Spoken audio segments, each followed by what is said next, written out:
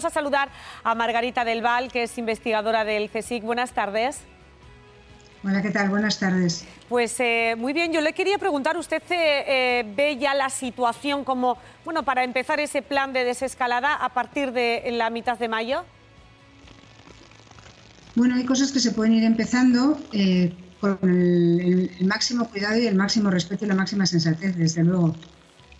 Por ejemplo, en los pequeños comercios, como estaba planteando aquí el Lehendakari Íñigo Urkullu, abrir teatros, que pueda celebrarse algún evento controlado, ¿lo ve posible?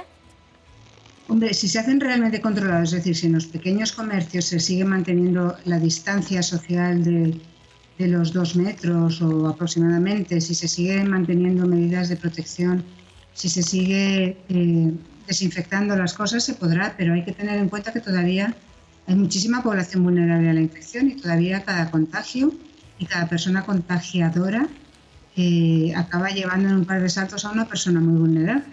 Y seguirá habiendo enfermos graves si no lo respetamos bastante criterio estricto, ¿no?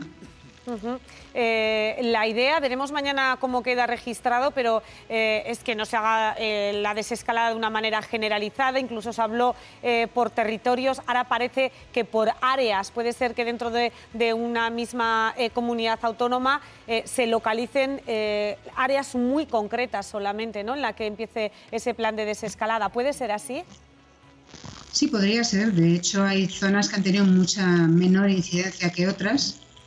Y esas zonas, al levantar las medidas de restricción, estarían con menos contagio entre ellas. Ahora bien, si empezamos a comunicar unas zonas con otras, aquellas zonas que han tenido muy pocos casos son las que son más vulnerables de todas. Por lo tanto, serían enseguida potenciales focos de nuevas infecciones. Hay que tener mucho cuidado porque, insisto, todavía mucha gente está vulnerable. Cualquier paso en falso que demos, incluso sin saberlo, o sí sabiéndolo, pero vamos, sin darnos cuenta de sus consecuencias, puede ser un desacierto muy importante. En Hong Kong les ha pasado, por ejemplo, en Hong Kong fue donde nació la pandemia, la epidemia previa, la del SARS en 2003. Estaban muy mentalizados. En cuanto empezó esto, tuvieron un control tremendo. El 2 de marzo ya levantaron las condiciones, al levantar las condiciones empezaron a tener pequeños eventos, tener pequeñas reuniones, alguna boda, una cena. Bueno, en 3 semanas tuvieron que volver a poner medidas drásticas, mucho más estrictas que las que tenían antes. Es decir, por lanzarse un poco, han perdido mucho. Entonces yo creo que esto es lo que tenemos que aprender. No sabíamos en nuestra vida lo que era una pandemia, pero ahora tenemos la ocasión de mirar lo que ha ocurrido en otros países. Tenemos que darnos cuenta que un pequeño paso en falso, simplemente, es que me apetece muchísimo hacer esto, puede resultar un paso atrás que nos va a costar muchísimo más. Claro, la propia Organización Mundial de la Salud lo está advirtiendo esta tarde. Mucho cuidado con los planes de desescalada, porque si se hacen mal, se hacen rápidos, bueno, pues podemos volver a una situación muy complicada. Usted decía, se espera la segunda oleada del coronavirus en octubre, no sea que la adelantemos nosotros mismos, ¿no? No, yo no he dicho que se espere la segunda en octubre, en absoluto. Los expertos están diciendo, de hecho, sí. Querría comentarlo con ustedes. En Hong Kong la segunda oleada les acabo de decir que fue a las 3 semanas. En Singapur la segunda oleada se solapó con cuando todavía estaban controlando la primera. En Japón también. Es decir, la segunda oleada no depende de que este virus se comporte como si estuviese aquí con nosotros toda la vida, como si fuese estacional. La segunda oleada depende de que haya gente vulnerable. Gente vulnerable la hay ya.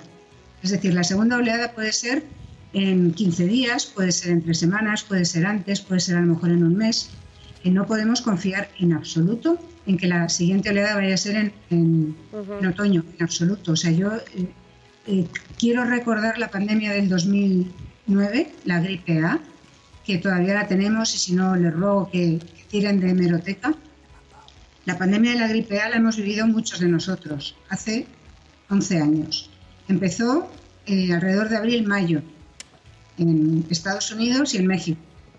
Durante todo el verano se estuvo propagando por todo el mundo. En mitad del verano la OMS declaró la pandemia. Se estuvo propagando por todo el mundo. Nos llegó a España. En España, en agosto, finales de agosto, primeros de septiembre, teníamos el problemón de cursos de verano en universidades, empiece de colegios. Todo el mundo quería cerrar los colegios porque iba a haber muchos contagios. Había cantidad de campamentos de verano que habían tenido un montón de niños contagiados. Todo esto ocurrió en verano. Ese mismo virus de la gripe inmediatamente se convirtió al año siguiente, al verano siguiente, en estacional. En el momento de la pandemia, cuando hay muchísima gente vulnerable, con un virus que era menos contagioso de lo que es el coronavirus actual, en mitad del verano, cuando había mucha gente contagiable, se siguió extendiendo. Es importante ese mensaje que... Es importante ese mensaje que está lanzando, es verdad, además ayer ya con la salida por primera vez de los niños, no relajarnos, seguir al pie del cañón con todas las medidas de seguridad y de higiene que están previstas. Empiezan los test de seroprevalencia, empiezan ya esta semana, hoy aquí en Euskadi, de hecho han comenzado ya esas pruebas. ¿Qué se espera de ellas? ¿Qué porcentaje puede salir ya de la población que haya superado el coronavirus? Demasiado poco. ¿Qué se espera? Pues la verdad es que no lo sabemos, pero podemos ver lo que se ha visto en otros sitios. Se ven el porcentaje de gente que ha superado la infección oscila entre un poco por ciento y el dato más alto de todos, que es en Nueva York, que ha sido alrededor de un 20% de la población. ¿Qué quiere decir eso? Esos no son los números que tenemos que mirar. Tenemos que mirar justo los complementarios. El 80% de la población de Nueva York todavía está vulnerable.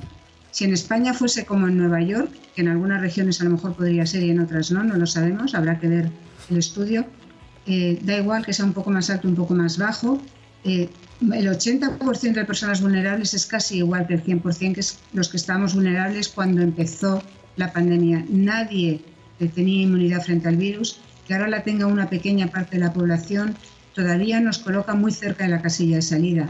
Todavía un contagio puede ser de una manera descontrolada en cuanto no seamos sensatos, en cuanto no seamos responsables, y tenemos que serlo nosotros. Es decir, no vale que solo lo seamos cuando nos lo prohíben, porque es que esto todavía se contagia mucho y lo tenemos aquí.